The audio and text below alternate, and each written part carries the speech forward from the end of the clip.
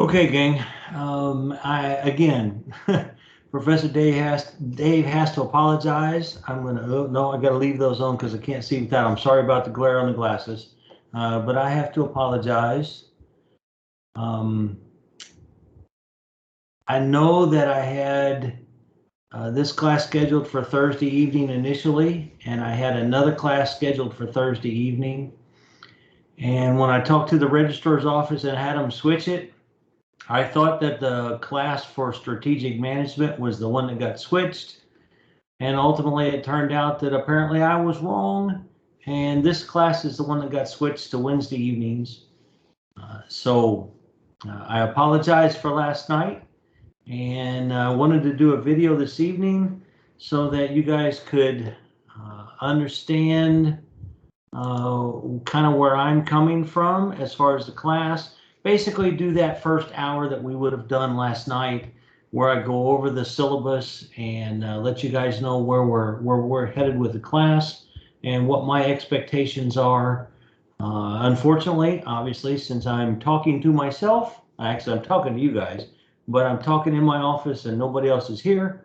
You guys can't respond. So if you have any questions based on the syllabus and this video, please feel free to shoot me an email. And you guys have my phone number on the syllabus. Would ask that if you need me, obviously you can call. But what I would say is send me a text message. And if we need to do a one-on-one meeting, we'll set up a Teams meeting. But the phone number is there more so that you can send me a text message. So as this course goes along, if you send me an email and I haven't responded to you in about 3 days, please send me a text message and say, hey, Dave, there's an email that you need to go take a look at because I had some questions. And that'll spur me to go take a look. Okay? So I'm going to try, let's see if I can make this technology work for me tonight. I am going to try to share.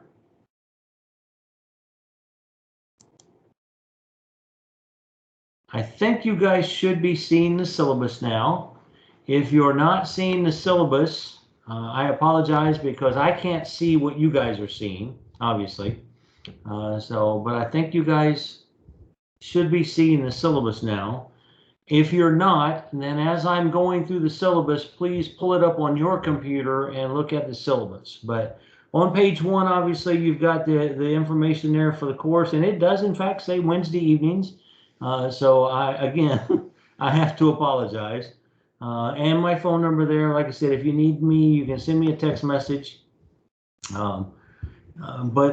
got the course description and there's a note there, item number 2, that this class, the design of this class and everything as we go along, this is a brand new class. It's the first time it's been taught at Calvary.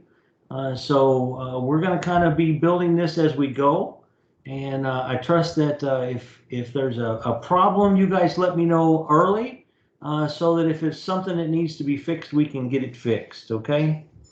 But at the bottom of page 1 and the beginning of page 2, on the syllabus, you guys see kind of the course objectives, kind of where we're going with the class, the kinds of things that basically when you see course objectives, the easiest way to look at that is to say learning outcomes. At the end of this class, the student should be able to, and then read through those things, and you should be able to define the terms and the differences between consumer finance and personal finance and all of that stuff. So the part that you guys are all concerned about is the writing and all of that. So let's go ahead and get down to the requirements. Okay, the writings. There are 3 books for this class. The first one being What Happened to Penny Candy. It's a fairly easy read, and you guys should be able to pick that book up inexpensive. I think the last time I looked on Amazon, I saw it for like $12.95. So you should be able. You should already have that book. I've sent out enough notes and messages telling you to get it because you need to have it and get it read and get stuff done fairly quickly. But the first book is Whatever Happened to Penny Candy. So I'm just going to read this. I'm only going to read it for the first book. I'm not going to read it for all three. But the reality is the assignment is the same for all three books. Okay, so students are to read What Happened to Penny Candy and write a reflective interaction on what they believe are the most important learning outcomes from Burkett's book. For this assignment, headings should indicate major sections and subtitles. It's by headings, I'm talking about the normal stuff. Introduction, and then the different headings that you have in any other paper you would write for any other class. But I specifically put that in there because sometimes if you're writing a reflective paper, people tend to leave the headings out of it. Okay, by 1,800 plus words. Now, if you turn in a paper that's got 1,725 words, I'm not going to get bent out of shape because you didn't reach 1,800 words. The bottom line is 1,800 words is what I feel is a comfortable amount of words that you should be able to tell me what you learned in the book and how you're going to apply it. So let's talk about what exactly is reflections and interactions. Okay. In the past, I've simply said a reflective learning paper. Some of you have been in classes with me before, and you've written some of these papers for me. What I tend to do is change things up on you guys. Most of the classes that you're writing, especially your Bible classes and stuff, you're having to write in a Turabian format, and you're having to write in academic speak, third person, all of that fun stuff. This class, we kind of change things up.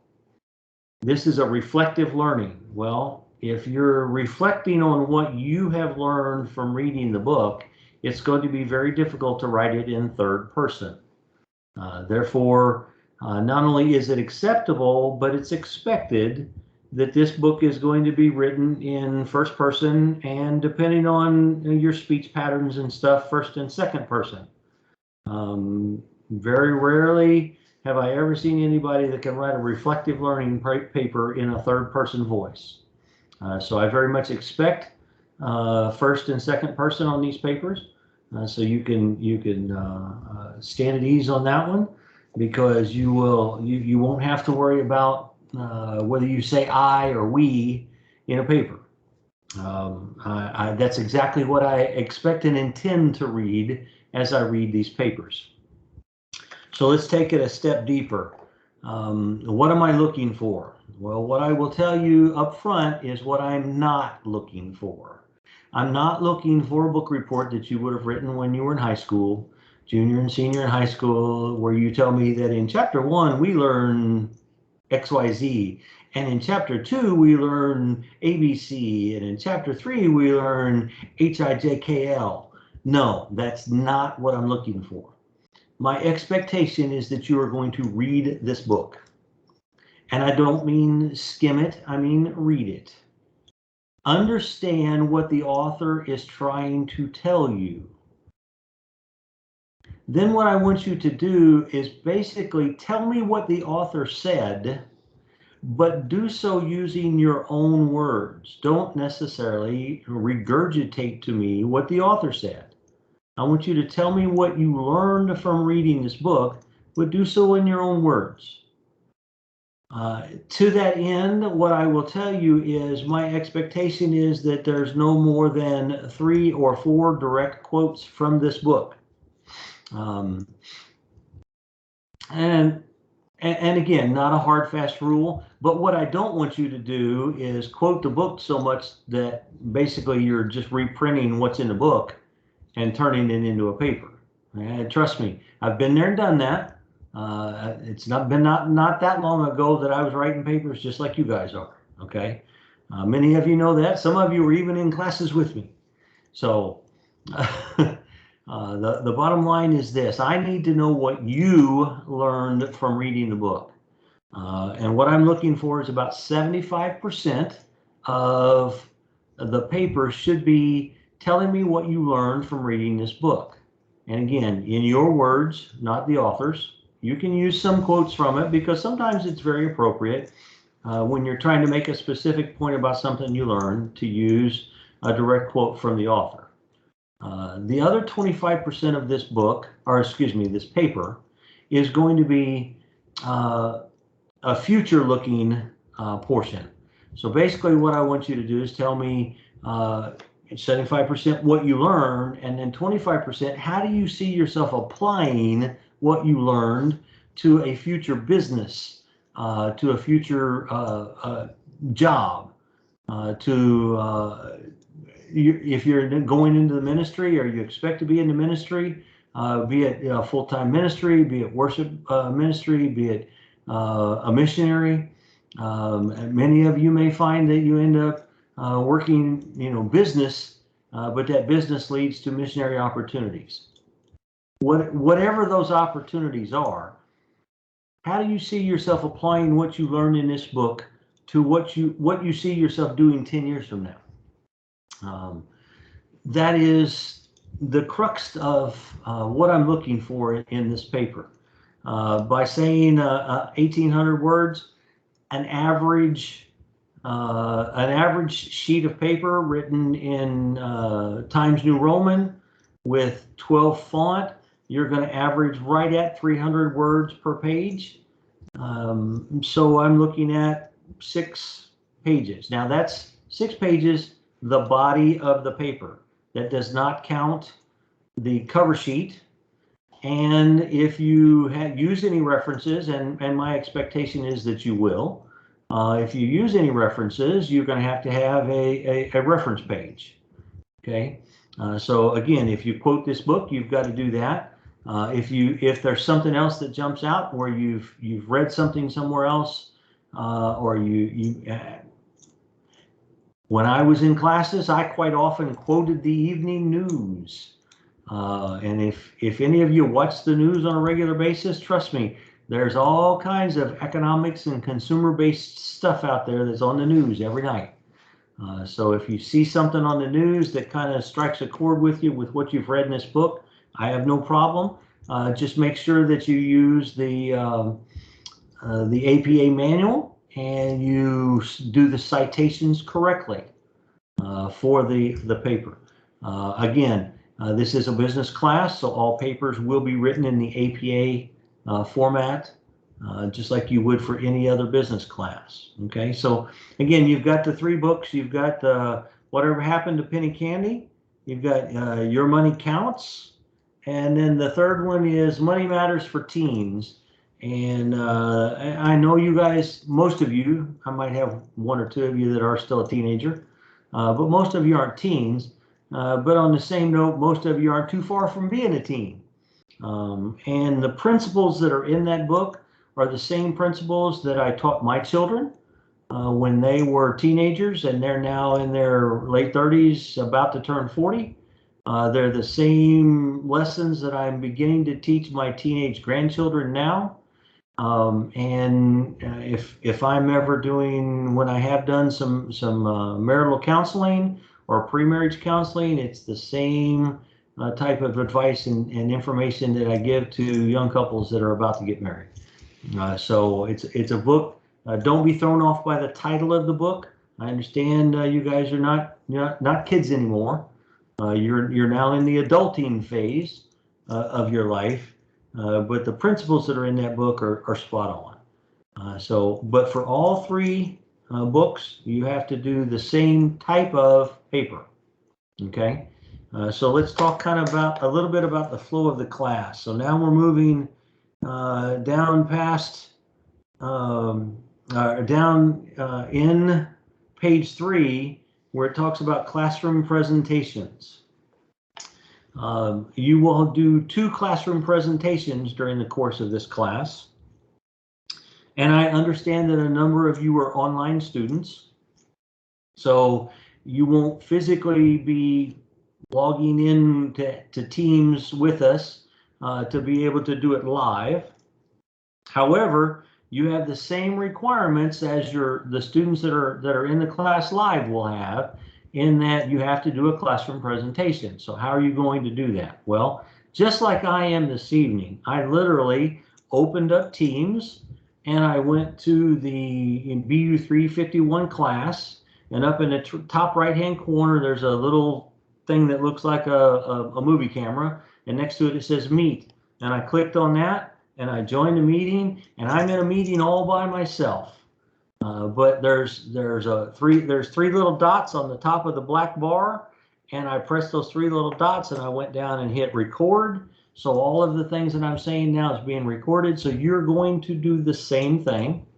You're going to do a classroom presentation based on the material from the book. So what am I saying here?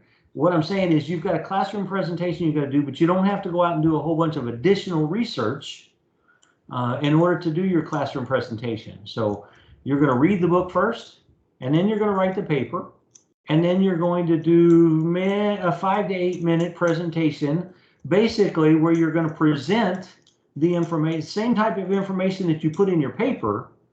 The problem is I'm the only one that gets to read your paper. The rest of the class doesn't.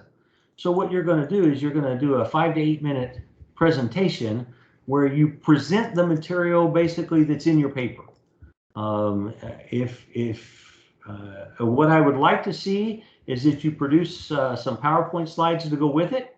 And just like I am this evening, I'm sharing the syllabus, assuming that I did it right anyway. I'm sharing the syllabus, and you guys can do the same thing with your slides. You can share your slides so that basically your voice then is going through the information on the slides. For those of you that will be live in the class, you're going to do the same thing, only you don't have to do a separate recording like I'm doing this evening. You guys will present during the classroom time, and I can assist you with the presentation as far as getting it presented and everything if need be. I'll walk you through the processes.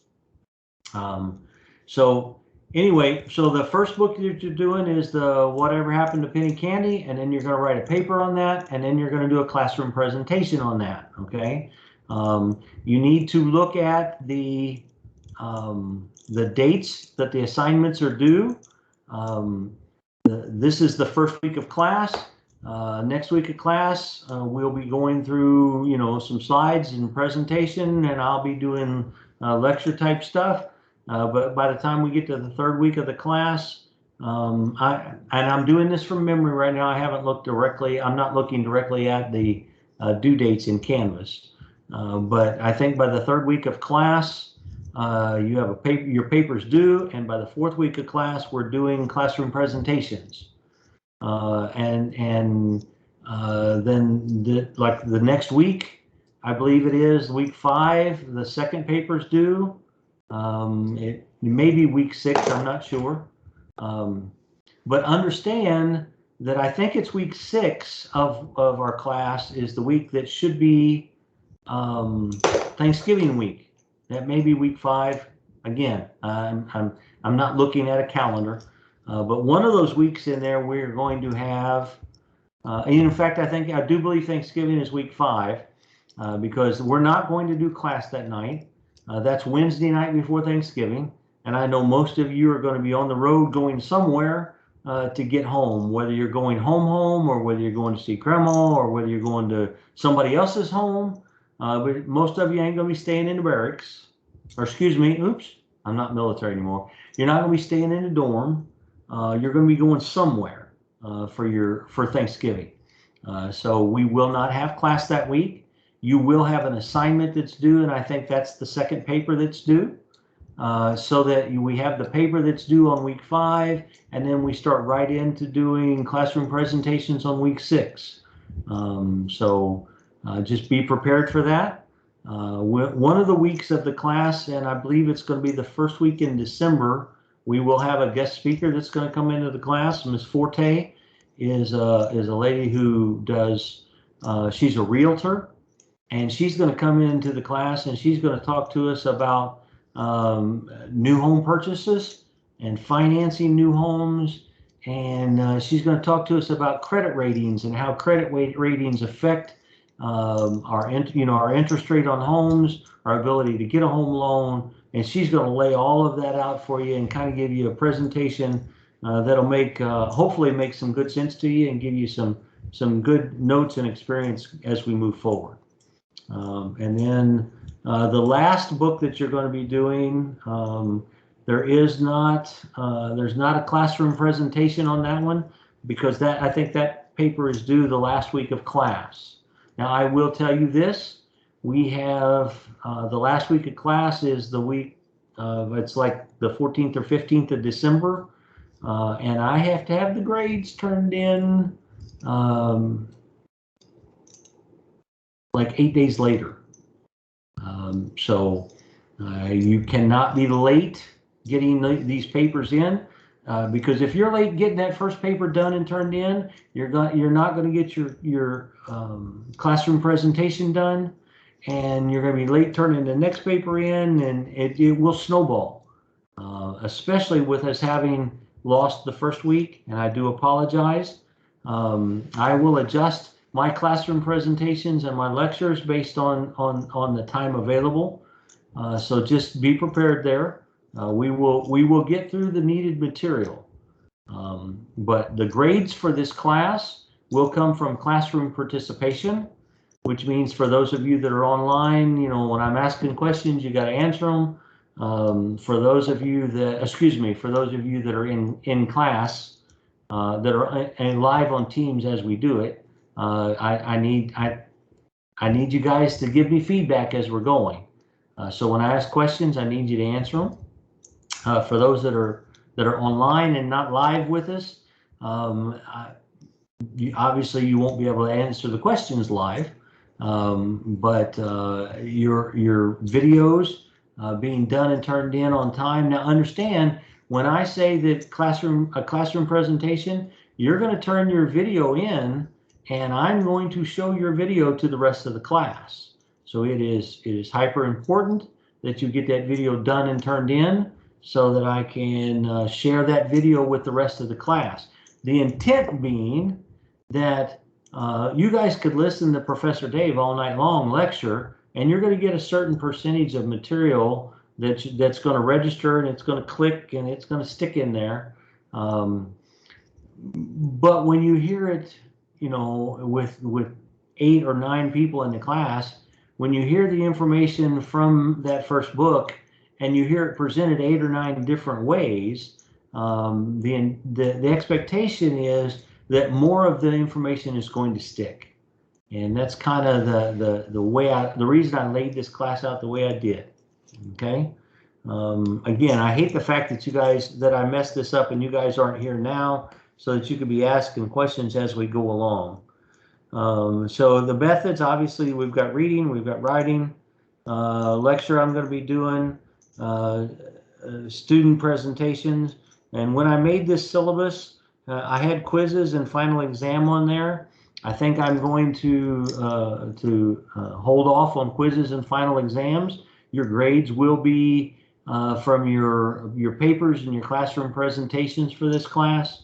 There will also be a grade for classroom participation. Okay, so that'll be your grades. I don't believe that at this point, I don't have any expectations that there'll be a quiz or a final exam.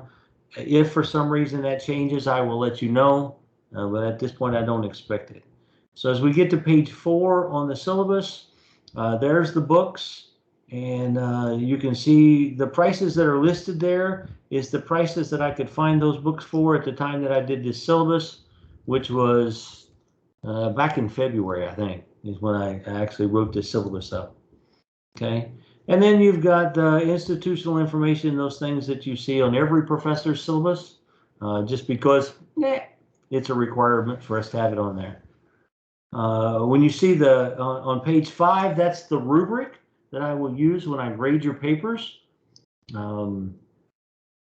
As you can see, the content is 50% of it.